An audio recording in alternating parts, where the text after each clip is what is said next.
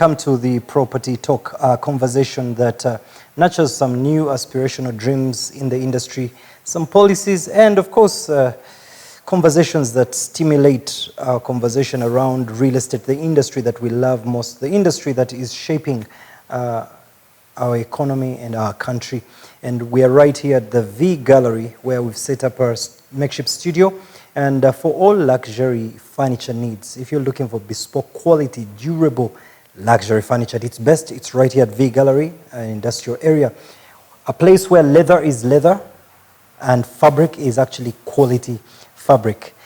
Joining me on the set to discuss some vital issues in our industry as is none other than, first and foremost on my immediate left, Mr. MUGISHA from ASM Kathan, that does property evaluation, credit advisory, and legal advisory. It's good to have you on the show, sir. Thank you very much. I think we last met at the Sustainable Housing Conference, and it's good to have you again. And on the far left is a friend of ours at the Property Show, our resident consultant, a member of the trustees for the Homes Expo, of course, Mr. AGABA VINCENT. It's good to have you on the show, and of course, we all know he's played a pivotal role before in area Uganda. I know he's still involved in how the industry moves forward, but now more importantly, of course, as the managing director for AVATS, and you're doing quite a phenomenal job. It's good to have you on the show, and Happy New Year. Happy New Year, Edwin. Thank you. Great. Good to see you. Now, first and foremost, we have entered what we call an open economy. And that's why our conversation here at the starting point is to focus more on how do we come out of this is the first question, but it's too pronged, and I will start with Allan.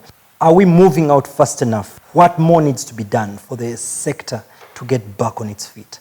But what's your take? Very brilliant start point in my view, and I think that's it's going to form a good foundation for this discussion.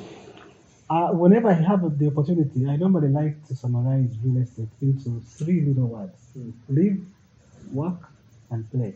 There is nothing about real estate that doesn't fit into those three, if you just think about it. So what the pandemic did is that it played around with a few of them, but didn't vanquish all of them, because we still remained alive. All right. Of course, we pray for the souls of the departed, but in Africa, as you know, the effects are not as devastating. And then partially some sectors were left open. As you know, the government left several sectors open, including construction, for instance. Yeah. And then we were advised to play elsewhere or otherwise, because every human being needs to find a way to play. And so with that, it seems that therefore the sector was obviously shocked in some areas, and to some of them devastatingly, but others remained quite upright. So I'll give you an example that for the year 2021, the government collected 59 billion shillings across the land registration ministerial zonal offices across the country. Wow, that's 2020. 2021. Okay. For the half year, between 21 and 22, meaning June to December, they've already collected about 29 billion. And about 9 point something of that, of 2021, is in mortgage registration. People found a way to cope. So when we talk about recovery, I think we should, for us to have more impact, we should start to talk about sub-sector recovery. Because there are some sectors which actually remained quite stable during COVID. And so I think that's a good foundation for the discussion. But certainly, yes, there's a lot to be done. But for it to be understood and for it to make sense, it has to be addressed to subsectors. Because the level of impact on subsectors was quite diverse. So when you talk about real estate, it's nowhere compared to tourism. You talk about retail, it's nowhere compared to hoteling, for instance. You talk about agriculture, it's nowhere compared to industry. So some of them never had the same. Yes. But I'm sure we shall get to the bottom of it. But on a macro level, if you allow me to have one more minute, I would say that first of all, we need to agree as a country and all sector players that the government in charge had to do what it had to do in the interest of life. I remember the president of Ghana one time said that effects of any economy can be fixed, but loss of life cannot be fixed. Yes. So once we agree that it had to be done, therefore it means that we need to come together with the effects of whatever collective decision. How do we deal with loss of wealth? Because that's what has happened to many people. Me and you and several people have lost wealth because we're not working it, we're spending. Therefore we had to liquidate. Yes. So landlords must be quite empathetic on tenants. Number two, banks and lenders should At one point, realized that the risk of COVID was not anticipated by anyone. So they'd be expecting all lenders to be writing off certain losses. But some of us lost relatives, and these relatives are clients of these people. Yes. So the bank needs to sit down and say some of this money can't be recovered, and if it is, I'm flogging a dead horse. And when we work with the central bank and everyone else concerned, we all customer losses and stuff like that. Now that he has mentioned the influence of the banking sector, if we could take off just 2, 3, 4, 5 seconds, a moment of silence to the fallen economic hero, the late Bank of Uganda Governor Emmanuel Matebile. Of course, he did a phenomenal, tremendous job. If we could just attribute him a moment of silence. May his soul rest in eternal peace.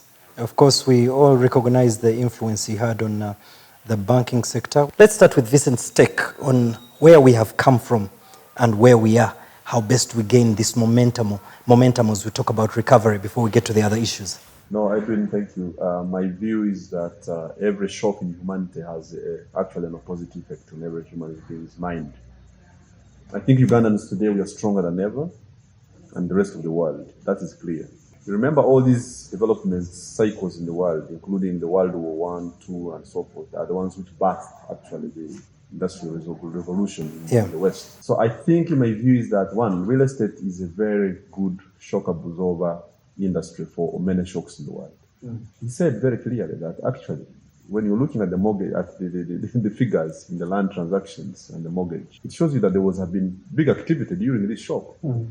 But also the other aspect which I see very clearly is that the issue of essential services versus non-essential services really dug into the minds of Uganda. The other aspect I saw is that actually there were a lot of people who had saved money and they didn't have time to supervise projects. And in those days of lockdown, they went out and started supervising their projects. That's why you saw construction went up during lockdown.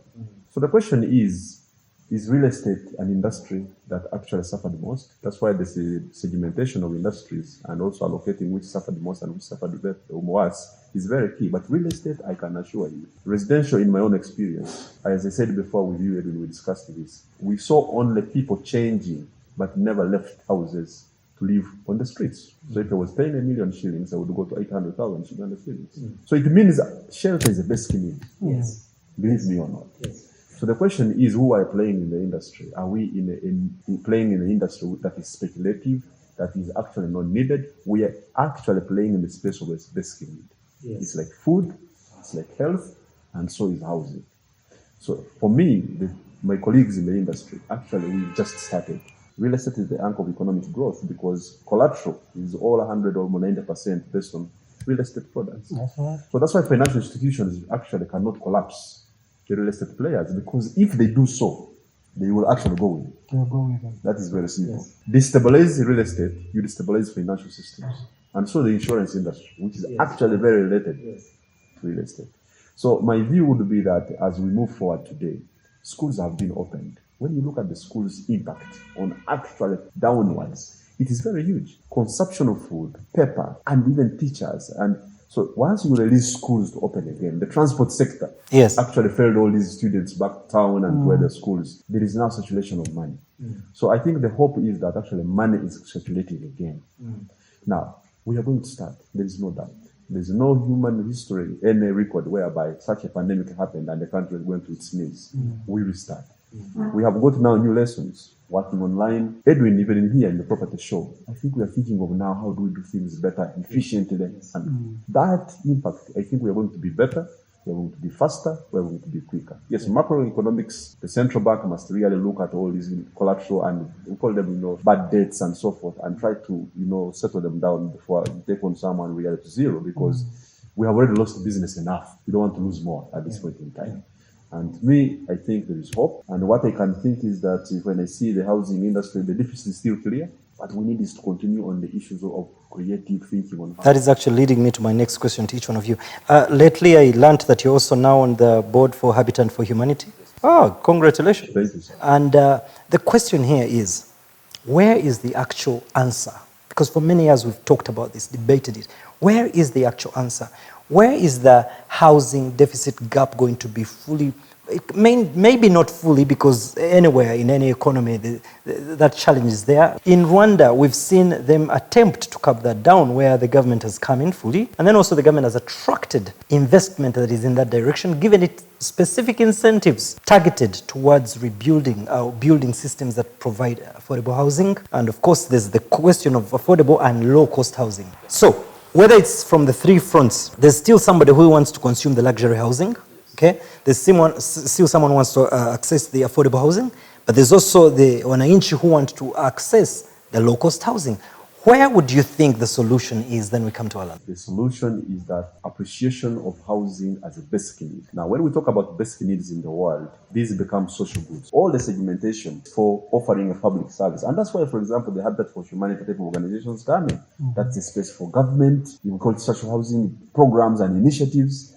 And then when you go upper middle, then you're coming into a bit more commercial. And when you go to luxury, it's more really private sector and the commercial for those few who actually have a lot of money to spend. Now, our market as we speak at the moment, the point of private-public partnership, which addresses the issues of middle lower income, or what we call affordable housing, has to happen. Even before we ask, are they funded enough or not, is one, who has that mandate? Who is entrusted with that mandate? Or is that mandate even there to say that, okay, now, ALLAN and this particular ministry, you're in charge of ensuring, but we actually need to make the actual product available.